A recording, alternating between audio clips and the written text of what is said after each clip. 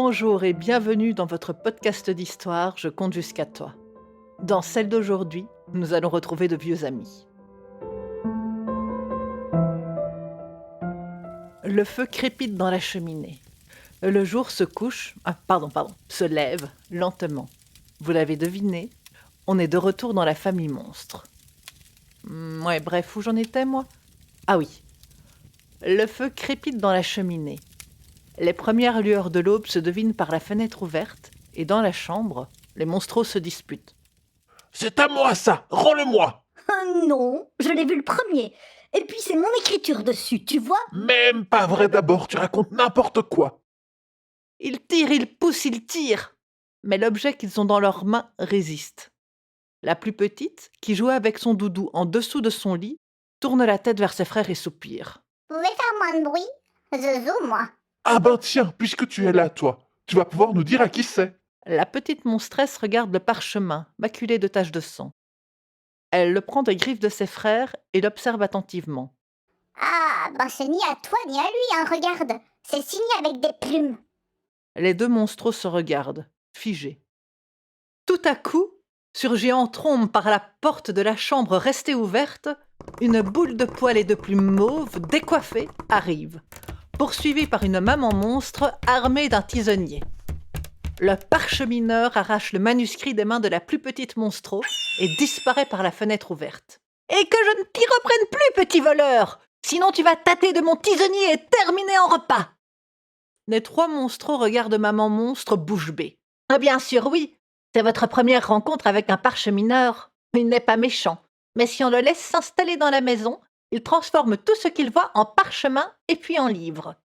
D'habitude, ils viennent s'installer dans les maisons en été, parce que les nuits sont très courtes et qu'à l'intérieur, ils sont protégés. Mais ça fait quelque temps qu'on n'en voyait plus.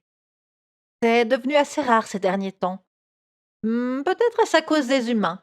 Mais vous voyez, même les monstres ont leur propre créature. Ce qui n'empêche pas les humains d'avoir leur propre monstre domestique. Je vous avais déjà parlé de votre lointain cousin, Califourchu, qui habitait sous le lit de sa petite fille, Elisabeth. Mais il en existe des tas d'autres des monstres, partout dans le monde. Au Japon, certains s'appellent des yokai. Et c'est de quelques-uns d'entre eux que je vais vous parler pour l'histoire de ce soir. Maman monstre prend le grand livre d'histoire, respire un grand coup, l'ouvre et commence. Il était une fois. Dans la cuisine, l'enfant fait ses devoirs. Il tire la langue avec application pour écrire ses lettres et fronce les sourcils pour résoudre ses calculs. Il n'a pas allumé la lumière, il n'en a pas besoin. Il fait sombre, certes, mais suffisamment clair que pour y voir quelque chose. Dans une flaque d'ombre, juste à côté de sa chaise, se terre une boule de poils gris-blanc, avec de multiples pattes et de grands yeux sombres. Il profite de la concentration de l'enfant pour se poser sur son épaule et regarder ce qu'il fait. L'enfant fait une petite pause et boit une gorgée d'eau. Vite, la bestiole en profite. Au bout de l'une de ses pattes, il y a comme une petite gomme. Vite, vite, il efface la réponse de l'enfant, se gratte la tête avec une autre de ses longues pattes et avec une troisième, sur laquelle il y a une petite griffe qui ressemble à un crayon, il écrit 2 plus 2 égale 5. L'enfant se penche sur sa feuille de calcul et continue à remplir les colonnes de chiffres.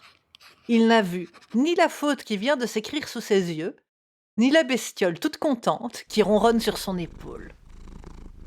Il prend son devoir de conjugaison, le verbe savoir. Oh, facile!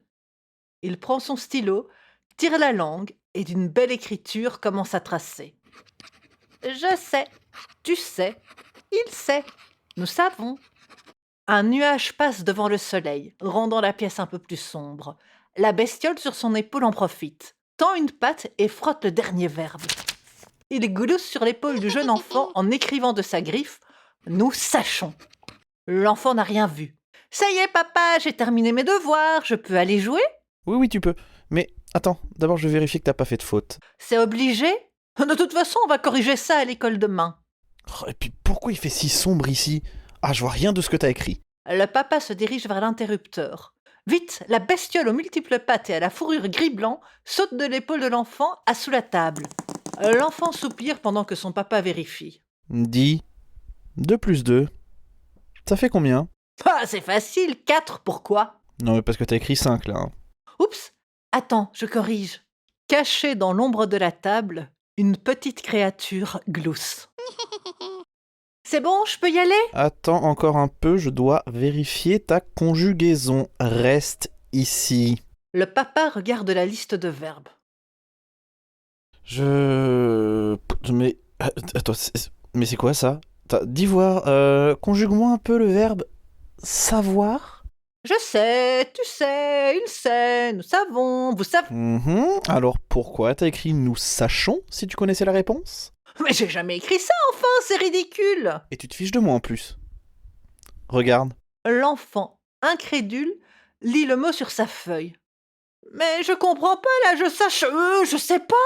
Tu vois, quand je te dis qu'il faut avoir de la lumière pour faire ses devoirs, c'est aussi pour relire tes fautes. Allez, corrige-moi ça et va jouer. Le plus grand monstro regarde sa maman, sceptique. Attends là, tu nous racontes n'importe quoi. Ah non, je t'assure, ce type de monstre existe bel et bien. Et lui, c'est le yokai des devoirs faits dans le noir. Il s'appelle Igure. D'ailleurs, il y en a plein d'autres, des monstres dévoués aux enfants. Il y en a un autre type que j'aime beaucoup, les geckos. Et il fait quoi ce monstre-là? Attendez, je vais vous raconter. Les salles de classe sont vides. Dehors, la lune joue à cache-cache derrière les nuages. Dans la salle des profs, des ombres sont assises par groupes de 4 autour des tables. Entre leurs mains, des cartes. Sur le bureau, des verres et une bouteille de whisky. Alors, Kuro, tu fais quoi? Tu emballes ou tu passes? Attends, mec, je sais pas, moi. C'est quoi l'atout déjà? Bref. Alors, j'emballe cœur. Dans le noir, les yeux de l'ombre qui pose la première carte, l'as de cœur sur la table, sont rouges brillants. De la fumée monte tranquillement dans l'air. Quand l'une des ombres tire sur son cigare, le bout rougeoyant éclaire juste une étendue d'ombre et les 2 yeux brillants en lieu et place d'un vrai visage. Pendant toute la nuit, ils joueront, boiront, fumeront et rigoleront. À quelques kilomètres de là, dans le jour naissant, sur une route menant vers l'école, le bruit d'un moteur. La plus grande ombre lève une longue main aux longs doigts vaporeux. Les autres yokai éteignent leurs cigares, rangent les verres et la bouteille et remettent les cartes dans le tiroir du directeur. Ils partent tous, sauf le plus grand, qui se faufile dans le tiroir de la photocopieuse. De ses longs doigts fins, il referme le clapet de lavaleuse en ricanant. Ce sera encore une belle journée, où il sera laborieux pour les profs d'obtenir leur photocopie sans énervement ni bourrage. Silencieusement, tels des fantômes, les autres se glissent dans les salles de classe. Chacun rejoint le banc qui lui a été assigné. Commence alors une séance de pliage personnel. Chaque ombre s'étire au maximum, tend les bras vers le ciel, puis s'accroupit devant son bureau. Les mains aux longs doigts brumeux se tendent vers le fond du meuble, suivis par les bras, la tête, puis le reste du corps. Dans le ventre du bureau, les geckos se tournent et se retournent, tels des chats cherchant une bonne position pour dormir. Ils bougent quelques cahiers, croquent un crayon, chiffonnent une feuille laissée là et attendent. Première sonnerie de la journée. Des hordes de gamins excités prennent d'assaut les salles de classe. Vite, vite, ils sortent de leurs cartables, cahiers, journaux de classe, fards de classeurs et crayons et les rangent dans leur bureau. Studieux, penchés sur leurs feuilles, ils feront dictées et calculs.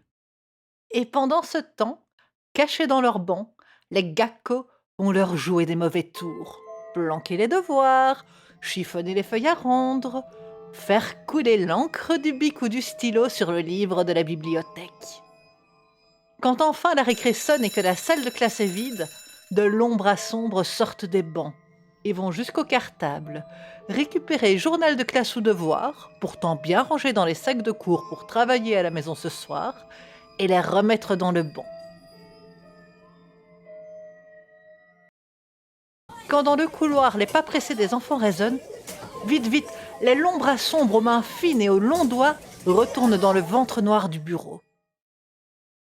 Et finalement, quand l'enfant rentré à la maison après son goûter vide son cartable, « Et il est où ton journal de classe ?»« Bah attends, je l'avais rangé dans mon cartable mais je le trouve pas. » »« Tu l'as encore oublié à l'école ?»« Mais non, je te jure, j'ai fait super gaffe, je l'avais mis dedans et j'avais tout bien vérifié. » »« Bah apparemment non, hein, vu qu'il n'est pas là.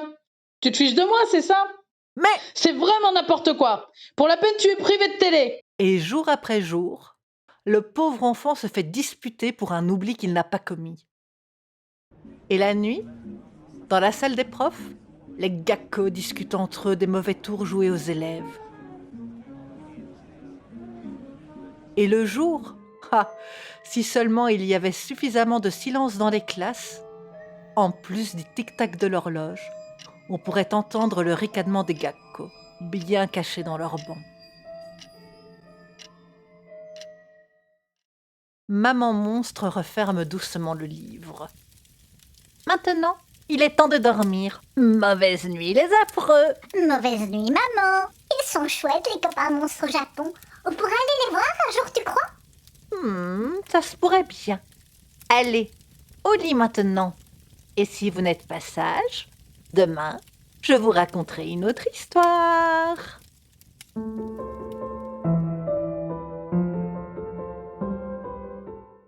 Avec dans le rôle du papa, Florent, et pas Florian ou Clément, du podcast, avec un nom qu'il est trop super dur à prononcer, Culturisme, ou à peu près, le lien est dans la description.